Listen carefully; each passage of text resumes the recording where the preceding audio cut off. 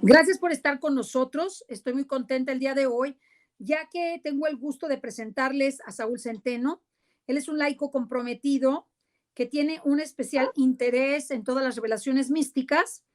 Es un muchacho muy inquieto, estudió negocios internacionales y es sorprendente que él tenga este interés. La verdad es que nosotros acabamos de celebrar aquí en Mundo Católico la fiesta de Dios Padre el 7 de agosto con la consagración correspondiente.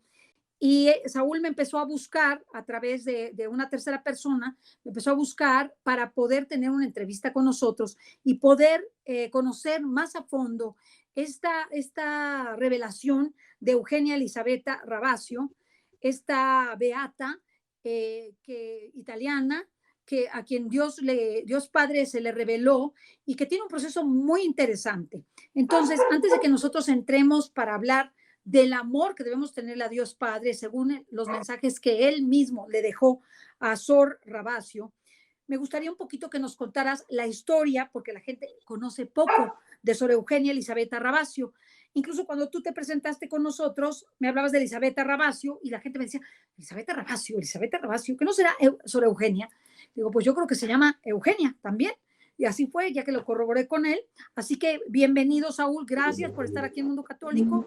Me encantaría que nos platicaras un poquito este proceso de Sor Eugenia Elisabetta Ravasio para que nosotros nos adentremos en el amor al Padre y ya expliquemos un poquito más la trascendencia de que no es una devoción más, sino que es rendirle adoración, honor y gloria y alabanza a Dios Padre, como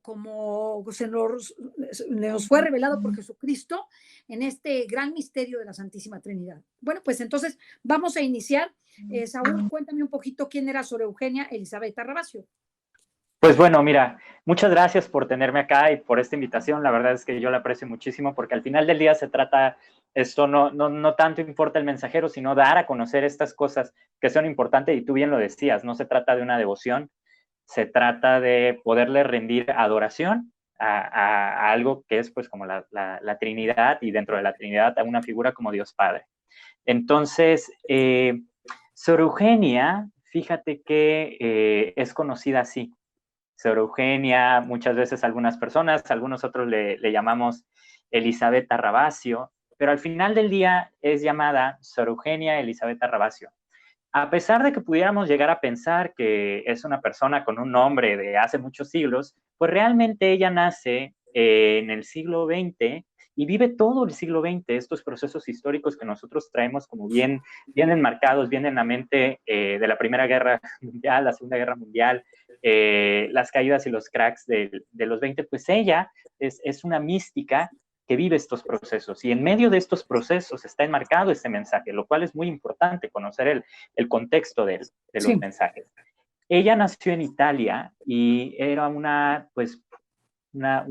mujer muy joven que decide entrar a su congregación y ella no tenía una educación, como pudiéramos llegar a pensar, por el nivel de los escritos que ha dejado, pues ella tenía una educación muy básica, muy elemental y muy sencilla. Y ella a los 20 años responde al llamado que recibe a la vocación y se lanza y da este compromiso y este sí a dedicar su vida de una manera pues religiosa y consagrada. A la edad de los 28 ella tenía como este carisma, para que ustedes como se den color, a los 28 años ella se vuelve madre superiora, la madre general, que es como la madre encargada, ¿no?, de las congregaciones, pues ella se vuelve la encargada de su congregación. ¿Qué orden es ella? ¿Qué orden es ella? Perdona la interrupción. ¿Qué orden es Sor Eugenia? Pues mira, Sor Eugenia pertenece a una congregación que realmente no es tan conocida, o no por lo menos para nosotros en Latinoamérica, ¿no? En México, además que es tierra prolífera muchas veces de las congregaciones y demás. Ella pertenece a una orden campesina, a una orden centrada en Italia realmente y se llama, sí, Nuestra Señora de los Apóstoles, justamente. Nuestra Señora de los Apóstoles, pues es la verdad que hermosa congregación. Entonces ella me decía, es que ella ya a los 28 años ya es la abadesa. La madre superiora. La madre superiora, ¿no? Desde su congregación, a pesar de su sencillez. ¿Y qué más pasó? Cuéntanos. Pues mira, ella empieza, ¿no? Digo, en su vida religiosa, pues empieza con los deberes de la congregación y demás. Por ahí de 1932, o más alrededor, empieza a recibir mensajes, ¿no? Pero mensajes que para el nivel y para el contexto son muy fuertes en el sentido de pues de lo que aborda, ¿no? Como en todas revelaciones místicas, las revelaciones místicas hay que tratarlos como la sal y la pimienta de las cuestiones de la Biblia, ¿no? De la iglesia y de la palabra de Dios. No es algo, digamos, al mismo nivel o Sí, fuera o que agrega cosas o que que no agrega cosas. No, conocemos, no, no. o que, sino que está en el contexto de la Sagrada Escritura, es lo que Que me está quieres en el decir. contexto de la Sagrada Escritura y es muy importante dejar esto en claro y las revelaciones privadas son como acentuaciones y te digo, la sal y pimienta del gran platillo que es la palabra de Dios, ¿no? Podemos decir que nos llevan a comprender a plenitud, que nos llevan a Exacto, comprender a plenitud la Sagrada Escritura. Esa es la exacto. realidad. Esa es Ajá. la realidad, ¿no? Entonces, en estas cuestiones, ella y los mensajes que recibe están acentuados y enfocados específicamente hacia la figura de Dios como Padre de toda la humanidad. Y eso es el corazón central del mensaje que empieza a recibir directamente por pues Dios Padre, la figura de la Trinidad, ¿no? Y este mensaje se va a centrar en eso, y esto es lo clave, es lo más importante, es lo crucial, que Dios se acerca a ella para dar a conocer que Él es un Dios de amor, ¿no? Porque Dios al final del día, al final de todo, Dios es un Dios de amor, pero pues con el paso de los años, a veces el paso de los siglos, la gente puede desarrollar este pequeño o gran temor hacia Él y en vez de verlo como un padre al que amas, lo ves como un padre al que temes. Y entonces en este contexto histórico, los mensajes de Sor Elisabetta o de Sor Eugenia son brindados en este sentido, en volteen a mí de nuevo y volteen a mí con amor, porque soy un Dios que además, y eso imagínense qué hermoso, necesita ser amado. Entonces, es al final todo un mensaje de amor en donde él explica realmente, y es fuerte lo que voy a decir, Dios no castiga en este sentido del Dios castigador, ¿no? Dios Sí. reprende. Dios reprende. Es un Estás padre, mal, es un padre. esto es tu papá y te va a reprender y te va a decir, esto no está bien, no estás haciendo esto bien, pero vaya, es reprender. Algo estoy haciendo yo mal y en función de eso me reprende, ¿no? Es un llamado de atención y todo. Y este pequeño enfoque cambia muchísimas cosas, cambia todas estas cosas. Y ahora, vale, y es muy importante mencionar que pues todos estos mensajes, pues claro que fueron sometidos a un proceso, ¿no? No vienen y no son dados así de la nada, hay todo un proceso que duró 10 años, que estuvo conformado por, pues de entrada, el obispo, que al final es el que autoriza estos mensajes, el obispo Caillot de Grenoble, en Francia, y pues este obispo también, digamos que fue el encargado de conjuntar la junta que evalúa los contenidos, y esta junta que evalúa los contenidos estaba conformada por 2 médicos, por especialistas de la salud mental, porque es muy importante pues determinar si estos mensajes realmente tienen un origen místico o no lo tienen. Estaba conformado también por especialistas teólogos, filósofos, y era todo un equipo de gente estudiando durante 10 años los mensajes que fueron brindados a Sor Eugenia Elisabetta Ravasio. Ahora, en esta cuestión de los mensajes, digo, una vez aclaradas las debidas cosas que en su momento hay que aclarar, claro que tienen el nihil obstat, tienen el imprimatur y sobre todo una de las personas interesantes, ¿no? Que en su momento una de las personas que da estas autorizaciones y que de alguna u otra manera tenían un rol central dentro de los estudios, pues es nada más y nada menos quien en su momento fungía como secretario general del Vaticano, ¿no? Entonces, digo, era un vicario, era el vicario Petrus Canisius, sí. Y digo, esto nos dice mucho del, una, Ah, el peso de los mensajes, claro, del fuerte claro, contenido que manejaban claro. y bueno, del nivel de autorización, ¿no? Entonces Sí, no estamos tratando pues nada que no esté autorizado. Hay que decirlo y claro y palabra, ¿no? sí. Ahora, yo me quiero centrar, y ahora sí, me quiero centrar en el mensaje, más que en el mensajero, ¿no? Claro, pero es importante que nosotros ubiquemos y me gusta mucho que nosotros iniciamos dialogando, buscando precisamente la biografía de ella, que es muy importante, que ya es beata, y segundo, conociendo que no son mensajes que no estén autorizados, sino se trata de un mensaje, tan es así que nosotros, antes de hacerlo de la consagración a Dios Padre, fuimos y averiguamos el estatus y el sacerdote, que es el Padre Ceja, que tiene una enorme devoción a Dios Padre, buscó todas las autorizaciones de su diócesis para poder realizar, y se le dieron sin ningún problema, este acto de consagración. Entonces, nosotros ahora tenerte a ti, se me hace algo pues providencial, me da muchísimo gusto el poder decirle a nuestra audiencia que efectivamente estos mensajes no son mensajes cualesquiera, son mensajes que se dieron en el siglo pasado, y que pues ella recibe esta revelación el 1 de julio de 1932, como tú dijiste, ella se murió de 83 años, o sea que En 1990. sí, o sea que realmente es bastante, bastante actual, pero qué hermoso que ella, que Dios Padre haya previsto que Petrus Canisius haya, que era el encargado de algo tan importante dentro del Vaticano, haya sido el que haya recibido esta encomienda. O sea que realmente podemos estar muy, muy contentos al poder leer estos mensajes y conocerlos. Ahora sí, vamos al mensaje. Pues vamos al mensaje.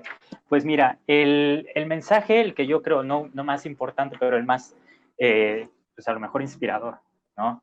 Es este primer mensaje del 1 de julio de 1932, que además el 1 de julio es la fiesta de la preciosa sangre, ¿no? Digo, Ah, sí, sí, en estas cuestiones místicas todo tiene un porqué, ¿no? sí. Es en la fiesta de la preciosa sangre donde se da este mensaje, este acercamiento, y que inicia diciendo, y lo voy a citar textualmente porque inicia diciendo: he aquí finalmente el día para siempre bendito de la promesa del Padre Celestial. Hoy terminan los largos días de preparación y me siento cerca de la llegada del Padre mío y Padre de todos los hombres. Así inicia Sor Elisabetta redactando, ¿no? Con un fuego, con una alegría, con una pasión dentro del mensaje. Lo puedes sentir en las primeras líneas. Lo primero que te topas es esa, ¿no? Ese fuego. Y luego, al final, durante el mensaje, ustedes tienen la oportunidad de consultarlo, está disponible en línea. Les vamos a dejar las ligas para que ustedes puedan conocerlo a profundidad y puedan leerlo por completo. Él plantea, Dios Padre, lo que inicia planteando es el objetivo de su venida, ¿no? De por qué llega Dios Padre, Dios a los hombres, ¿no? Y lo primero que nos dice es eso, eliminar ese miedo excesivo que tenemos hacia Él, ¿no? Ese terror, eso ay, Dios, me va a castigar. Y parece que hasta no comprendiéramos que Dios es un Dios de amor y que es tu papá. Y claro, o sea, sí, Dios se enoja y Dios seguramente se pone muy triste cuando nos portamos mal, Es una pero forma de también nos hablar, porque Él perdona. como Dios, por eso, estamos de acuerdo. O sea, es una forma de hablar y que comprender más la figura del Padre, porque Dios es inmutable. Dios es Claro, inmutable, ni se enoja, ni está contento, ni está, no, porque Él es acto puro. Sin embargo, podemos nosotros usar nuestro lenguaje humano para hacerle saber a las personas y a todos los que nos escuchan que Dios nos ama y que Dios es claro, nuestro Padre. Y porque así le llamó Jesús, Padre. O sea, sí, nosotros no le decimos padre porque sí, le decimos padre porque Jesús le dijo padre. sí, y nos dijo además, ¿no? Y son mis hermanos, o sea, nos hermanó. Entonces, digo, hay todo un cimiento. Pero fíjate además algo muy curioso y algo muy bonito. En ese mensaje, Dios también nos lleva a los inicios de sus planes y de su planeación, porque Él empieza a explicar algunas cosas de cuando crea, Él hace la creación y dice, la humanidad es mi obra maestra, ¿no? El ser humano es mi obra maestra. Claro que yo sabía, o sea, dice el Dios Padre, ¿no? Yo estoy simplificando un poco el mensaje, pero claro que yo sabía lo que los seres humanos necesitaban, para poder vivir. Necesitaban luz, agua, aire, ¿no? Y entonces fui creando las cosas que al final del día, pues los seres humanos, yo sabía, iban a necesitar para poder existir. Y qué bonito mensaje el descubrir que pues como buen padre te va proveyendo y se anticipa a todo lo que sabe que nosotros vamos a necesitar para poder existir. Y empieza hablando entonces de la esperanza, ¿no? Y él habla de su venida como un mensaje de esperanza a las naciones, como un mensaje de esperanza a las personas, porque además él plantea que cuánta gente no había perdido la esperanza en ese momento. Digo, y creo que es un mensaje muy vigente, pero ubiquemos el mensaje, estamos hablando de 1932, qué procesos históricos no teníamos en medio, y claro que es muy pertinente hablar de la esperanza, de los mensajes, son mensajes de esperanza en plenos contextos de Primera, Segunda Guerra Mundial. Nos ubiquemos ahí. Y después, pues él nos dice, esta esperanza y este mensaje que les traigo les va a hacer vivir en paz y con seguridad, siempre que trabajen ustedes para la salvación.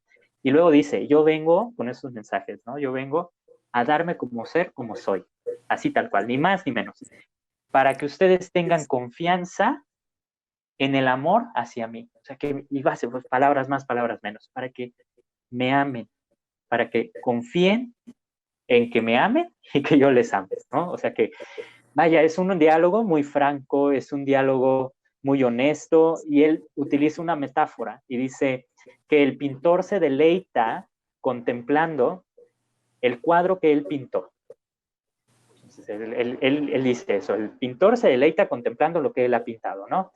Pues que él a sí mismo se deleita y se complace y se alegra viniendo en medio de los hombres, que son la obra maestra de su creación, y pues que los contempla y que los observa y todo, que él se deleita en nosotros con esa misma figura, con ese mismo sentido con el que un artista pues observa su creación.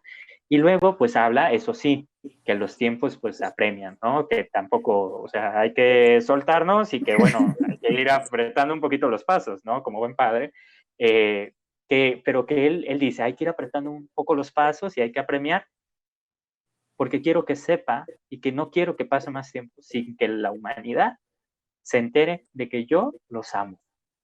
Ay, O qué sea, precioso. su prisa es esa, que no se pierda un minuto sin que haya más personas allá afuera que comprendan, porque a lo mejor lo sabemos, porque lo hemos escuchado, pero que comprendan que Dios es un Dios que te ama y que necesita que tú lo ames también, porque el amor es una cosa que, bueno, va y Tiene que viene, ser ¿no? correspondido.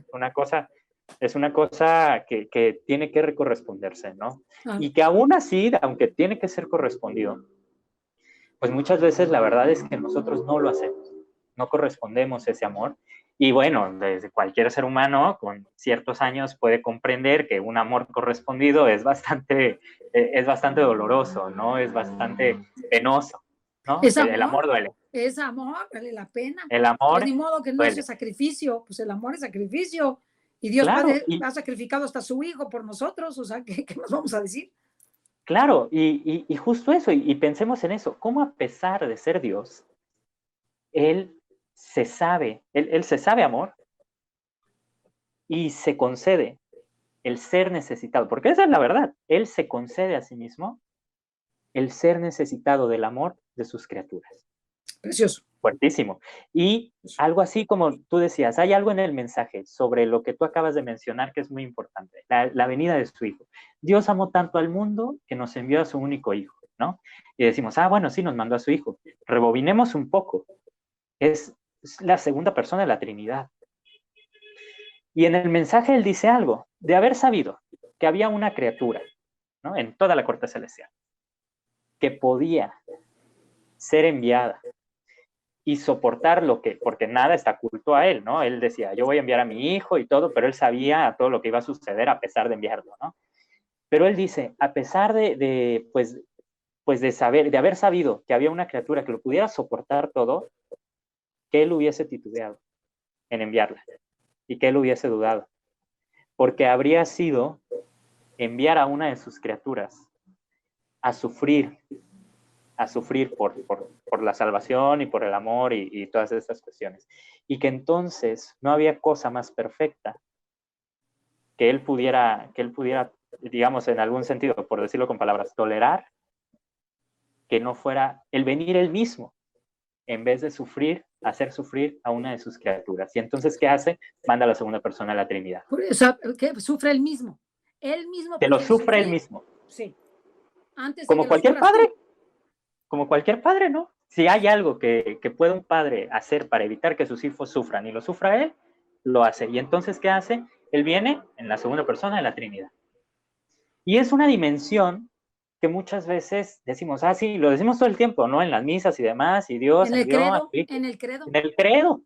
Pero ¿cuántas veces nos sentamos a pensar, oye, ¿y había alguien más que pudo haber enviado? ¿Quién sabe, no? No sé. Pero esto que nos revela él de, me habría dolido muchísimo enviar a alguien que no sea yo porque implicaba el que sufrieran, nos habla de un amor que conocemos muy bien nosotros, ¿no? Es una figura, una relación que conocemos muy bien. Y pues, ¿qué es eso sino un padre hablándole a sus hijos? No, y además ponte a pensar que él desde toda la eternidad ha dispuesto esto, o sea, no lo dispuso en una hora, en un minuto, sino en la eternidad, y que esta disposición de Abba, del Padre, es tan grande que en Jesús se cumple todas las promesas del Padre y en Jesús lo único que encontramos es a la segunda persona dándole crédito al Padre. Es más, la Claro, palabra Abba es de las pocas palabras que se considera que es exacta. O sea, nosotros no le decimos padre porque sí, y no es solamente padre, es papacito. Como Jesús se refiere a él, a Dios Padre, es papacito. Yo no vengo en mi nombre, vengo en nombre de mi Padre, de mi papacito. Entonces, todo lo refiere a Dios. Por eso acuérdate que lo persiguieron tanto a Jesús, porque decían, este se siente hijo de Dios, pues es el hijo de Dios, pues sí, efectivamente, o ¿no? sea, digo, efectivamente, no había falla, no había error. Y Dios se hace una pregunta, ¿no? Al final del día, él revela en estos mensajes que él se cuestionaba, y me van a reconocer los hombres, ¿no? Porque ahora imagínense, ¿no? En esta situación de Dios, él se planteaba, y me van a reconocer, y me van a escuchar. Pues él sabía, ¿no? Y él sabía y estas cuestiones, pero al final del día, pues él también se pregunta, y me voy a detener por esto. Y en ese amor, que es enorme, que es inconmensurable realmente, pues no se detiene y se avienta. Y este primer mensaje del que estamos charlando hoy, es una, si lo quieren ver ustedes así, es una manifestación de muchos porqués. Dios no tiene por qué justificarse. Y sin embargo, en estos mensajes, en este primer mensaje, él explica muchas cuestiones, muchas de las decisiones que él va tomando y las va explicando desde el amor. Ahora, yo quiero plantearles algo muy importante dentro de esta cuestión de los mensajes, que Dios quiere hacerse saber amor, que Dios quiere hacerse saber omnipotente y nos hace un planteamiento. Yo los amo tanto, dice él, mi amor es tan grande, que imagínense ustedes, en términos humanos, ¿no? Nos da este ejemplo. Ustedes me traen 100 toneladas de acero, muy bien, acero ahí oxidado y de este que viene, ¿no? El fierro viejo y lo que quiera. Ustedes me traen 100 toneladas de eso. Pero luego, ustedes me ofrecen 10 kilitos de oro. ¿Qué prefieren? ¿Qué tomaría? Pues claro que vamos a tomar los 10 kilos de oro. Y pues es lo mismo. Así ustedes me entreguen 100 toneladas de pecados, por más feos, por más ruines, por más feo que sea. Si ustedes me entregan 10 kilitos de amor, yo con eso lo tomo, lo acepto y me olvido de las otras 100 toneladas de acero que me traían por ahí. ¿Qué les parece ese trato, no? No, Y, hombre, está y buenísimo. digo, y ganar, ganar, ¿no? Porque además valen más 10 kilos de oro que, que de acero, pero el oro es el amor, además. Entonces nos dice, si tengas tú una vida, si tú has amado, porque, y va muy en norma con todo lo que nos dice la iglesia, o sea, la iglesia siempre nos plantea, se les va a juzgar ¿en qué? En el amor, ojo, en el amor, y esto que nos está planteando va muy en línea. Si ustedes me traen a mí 10 kilos de amor, con eso, pero acérquense a los medios que les he brindado a través de Jesús, ¿no? A través de mi Hijo, ¿no? La misa, el sacramento de la confesión, muy importante, acérquense a la confesión, y las obras de misericordia, ¿no? Él en este retomar de darnos lo que íbamos a necesitar, pues él sabía, ¿no? Necesitan agua, luz, pero necesitan sacramentos, y nos los da a través de su Hijo. Entonces, para la salvación, pues nos brinda todo lo que necesitamos, nos da el amor, y nos habla con una ternura y una miel que, bueno, te deshaces y te derrites cuando estás leyendo las lecturas. ¿Qué es eso sino un padre? No. Yo no conozco autor, y leo mucho, yo no conozco autor que te hable con una miel como estos mensajes.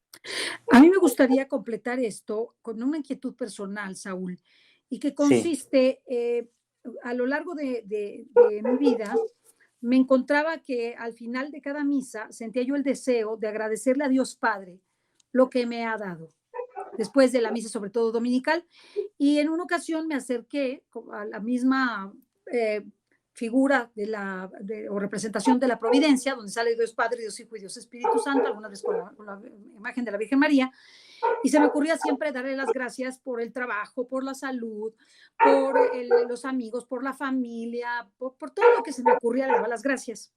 Y en una ocasión que me acerqué a darle las gracias, oí una voz interior que me dijo: eres la única que me da las gracias de ese lugar. Eres la única. Y yo dije, ay, me lo habré imaginado. Pues así, era una voz, o sea, interior, como una emoción interior. Nadie me da las gracias de nada, cuando soy el autor de todo, ¿no? Entonces, o sea, porque le daba las gracias de su hijo, le daba las gracias de la Virgen, de los sacramentos, de la iglesia, pues todo lo que se me ocurría. Y además con un cariño y una cercanía, pues infantil, esa es la verdad. O sea, de un niño que va y le da las gracias a Dios. Entonces, a mí esto me conmovió muchísimo y me dolió muchísimo al mismo tiempo. Entonces ahora trato muchas veces de decirles a las personas que tenemos que ser agradecidos con Dios Padre, que Él quiere que le agradezcamos, porque dentro de la gratitud está el regalo del amor. Cuando nosotros vamos a una persona y le damos las gracias porque tuvo el tiempo para ayudarnos, porque nos cuidó cuando estábamos enfermos, porque nos educó, porque nos hizo mejores personas, porque nos enseñó la doctrina de la iglesia, y estamos muy agradecidos, pues vamos y le damos las gracias, y eso acrecienta nuestro amor. Entonces es una invitación para que cada uno de los que nos escucha haga este primer acto de amor. Gracias, Padre.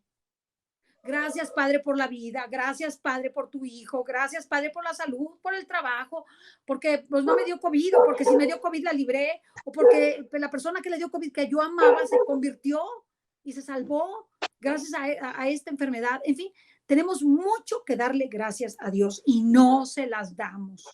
Así es. Entonces, eso me conmueve, y me conmueve más cuando Jesús, como tú lo sabes, le da gracias a su Padre siempre que pide un milagro o busca un milagro. Gracias, Padre, por haberme escuchado, y hace el milagro de la resurrección de Lázaro. Bendice y da gracias a la multiplicación de los panes y los multiplica, le da gracias a su Padre. Entonces, esto es súper importante que lo sepamos, y no me quiero ir del programa sin decirles a todos los que nos escuchan que tenemos que amar a Dios Padre, porque en Él encontraremos esos 10 kilos de oro frente a nuestra chatarra. Entonces, hacer la catafixia está sensacional. Además Fabuloso. de que ese amor crecerá en nosotros en la medida de nuestra gratitud. Y no lo veremos como un padre que castiga, sino como un padre que me corrige. Dios corrige a los que ama.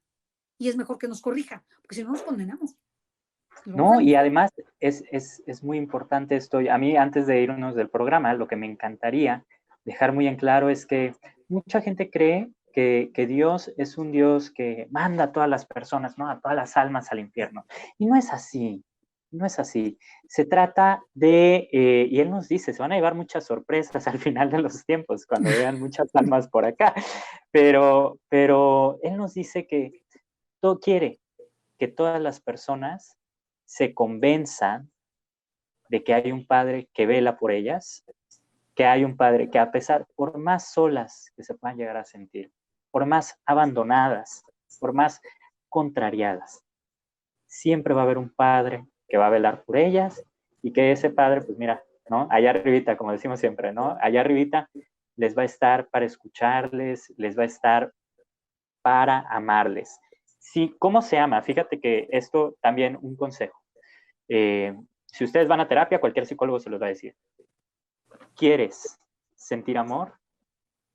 Da amor, ¿no? Agradece, acércate. ¿Y cómo se ama a Dios? Preocupándonos por las cosas que le preocupan a Él. Si a Él le preocupa la salvación de las almas, pues bueno, ocúpate por eso. Si a Él le preocupan los más injustos, desprotegidos, ignorados de este mundo, como nos lo ha enseñado Jesús, ¿no? Pues bueno, pídele ayuda a Diosito para que te ayude a ayudar y atiéndelos, porque atenderlos a ellos es amar a Dios, las obras de la misericordia, y así lo podemos amar, y así van a sentirse ustedes amados por Él también.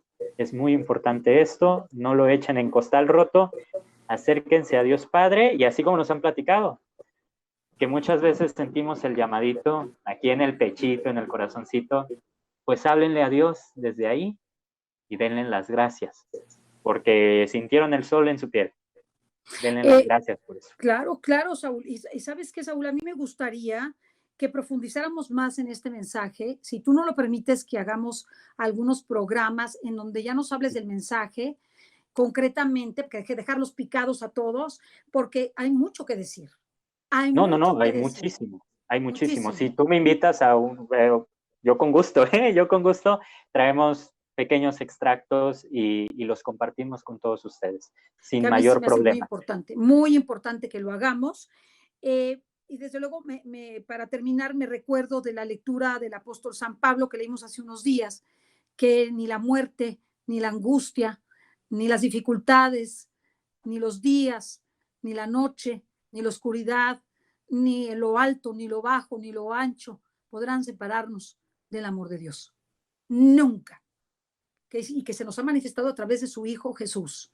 Entonces, nadie nos puede separar del amor de Dios. Nadie, ni nada puede separarnos de ese amor tan grande que nos dio el ser, porque nos dio el ser, y por eso es tan grave quitarle la vida a un ser humano, porque le quitamos el ser a un ser que es hijo de Dios. Exacto, ¿no? eso iba a decir Dios. Es a otro hijo suyo, ¿no? Entonces eso es muy importante que lo entendamos. Y Saúl, darte las gracias, creo que podemos profundizar en este tema y en otros más.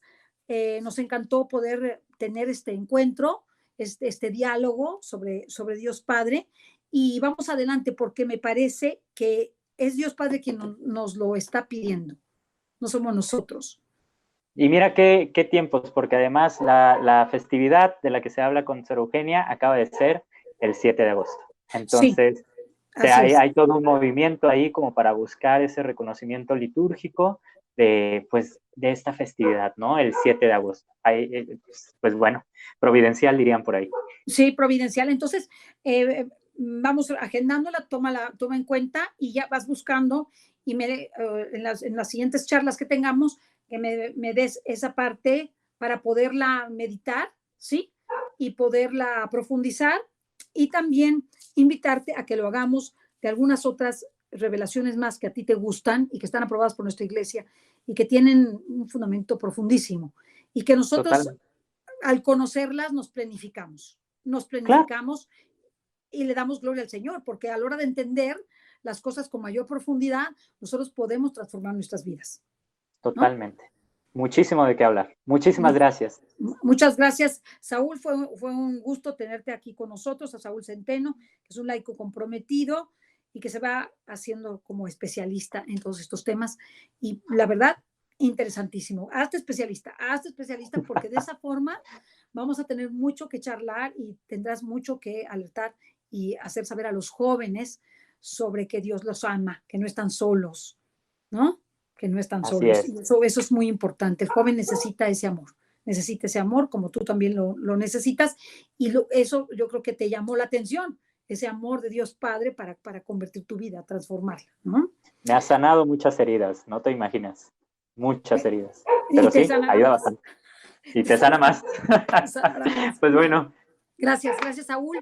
Dios te bendiga y seguimos en esta charla que no se termina el día de hoy Recuerda que tenemos otras citas. Muchas gracias. Hasta pronto, Saúl. Que Dios te bendiga. Bye.